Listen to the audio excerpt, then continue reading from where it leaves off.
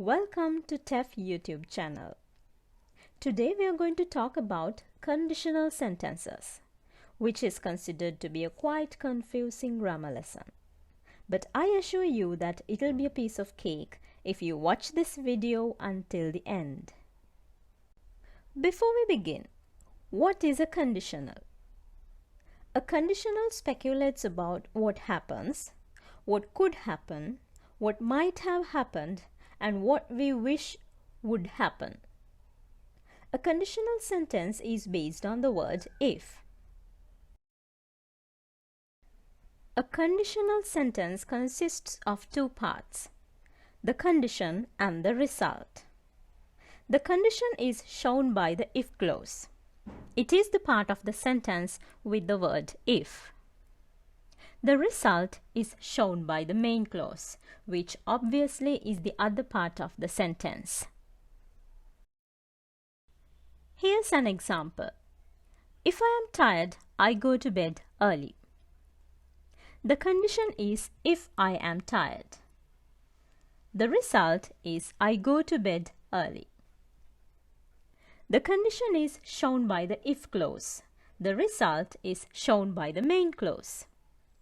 When the main clause is removed, the if clause is just a phrase with an incomplete meaning. It depends on the main clause. Hence, it is called a dependent clause. The main clause is meaningful and complete even without the if clause. Hence, it is called an independent clause. When a sentence is started with a dependent clause, it is necessary to use a comma after it. But if the sentence is started with an independent clause, there is no need to insert a comma. There are four types of conditional sentences. Zero conditionals, first conditionals, which is also called conditional type 1, second conditionals or conditional type 2, third conditionals or conditional type 3. Let's start with the zero conditionals. Zero conditionals are used to talk about general truths or the universal truths, which are the generally known facts. Look at this example. If you stand in the rain, you get wet. If you stand in the rain is the if clause, which is also the condition. You get wet is the main clause, which is the result. As you can see here, in a zero conditional, both the if clause and the main clause are in simple present tense. Since this sentence has been started with the dependent clause, a comma has been used after it. You can also start the sentence with the independent clause without using a comma. But the tense of each clause remains unchanged. I am generous enough to present another example to make it clearer for you. If you heat ice, it melts. This is a general truth.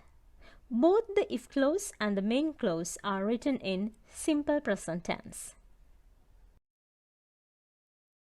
Here are some more examples for zero conditional sentences. If you touch fire, you get burnt. You put on weight if you eat too much. If I am lost, I look at the map.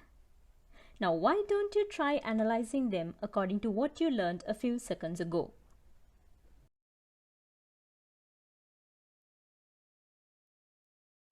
Next is conditional type 1. We also call it first conditionals. First conditionals are used to talk about possible or probable situations. Look at this example. If you study hard, you will pass the exam. If you study hard is the if clause, which is the condition. You will pass the exam is the main clause, which is the result. As you can see here, in conditional type 1, the if clause is in simple present tense and the main clause is in simple future tense. Since this sentence has been started with the dependent clause, a comma had been used after it. You can also start the sentence with the independent clause without using the comma, but the tense of each clause remains unchanged. Here's another example. If it rains, I will not come to school. This is a probable situation. The if clause is in simple present tense. The main clause is in simple future tense. More examples. If you do not leave, I'll call the police. Bella will be upset if I leave without talking to her. If you pass the interview, we can celebrate. Here comes conditional type 2. This one is about unlikely or impossible situations. Example, if I got wings, I would fly around the world. This is an impossible situation. In this conditional type, the if clause is in simple past tense. The main clause is written with the modal verb would and then the main verb. Even if the positions of the two clauses are changed, the tenses remain the same. Check this example. Now this is an unlikely situation. I mean, how sure are you that aliens never bother to pay a visit to Earth? Here are more examples for conditional type 2. If I won the lottery, I would buy a sheep. If I were not in debt, I would quit my job.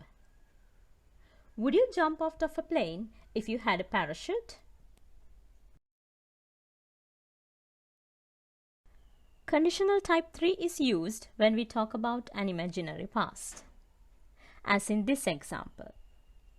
If we had taken a taxi, we wouldn't have missed the flight. What has actually happened here? We have missed the flight because we did not take a taxi to reach the airport on time. So we are imagining what would have happened if a different action had been taken.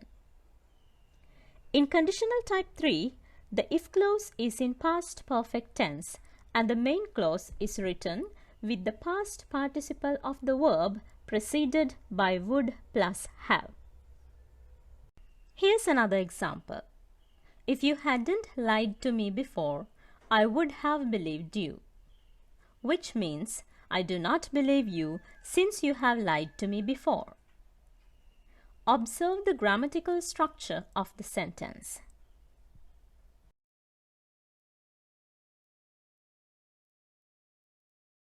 Presenting more examples for your convenience. If she had asked me, I would have helped her. If you had driven more carefully, you wouldn't have had an accident. If there had not been so much traffic, we would not have missed the flight. Alright, I believe that this lesson was effective and useful for you. If you have any questions or if you are willing to share more examples, please comment below. I promise to read all of them. Thank you for watching. See you soon in another video. Enjoy!